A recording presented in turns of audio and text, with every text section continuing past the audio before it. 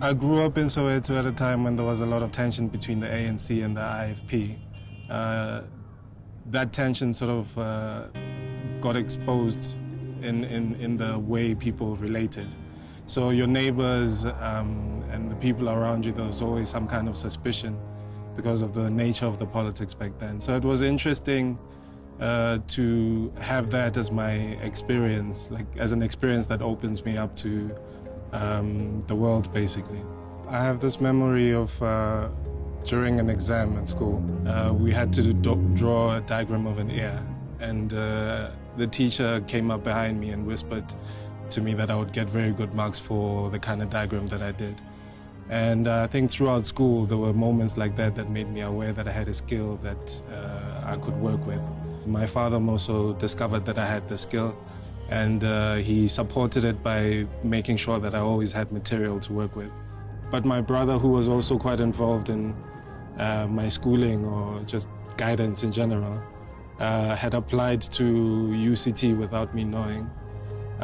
So when it came to enrollment, I had issues with like funds to get to VEDS.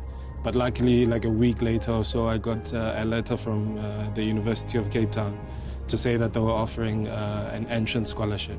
So I just packed and then left for Cape Town.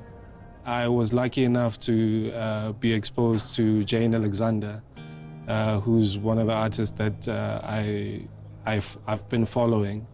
And she became like a mentor to some extent. I work mainly with images or visions that I experience myself in my own dreams. My mother would tell me about her dreams and visions, and the way she would describe them, I would receive them as like symbols and images. And that's when I got interested in working with symbolism. But also with what I do with my work is that I use my biography to try to understand basically the lived conditions of black people in South Africa in general. Because I feel like my experiences are not very different from the next person's experiences. So by putting a lens on myself, I guess, like it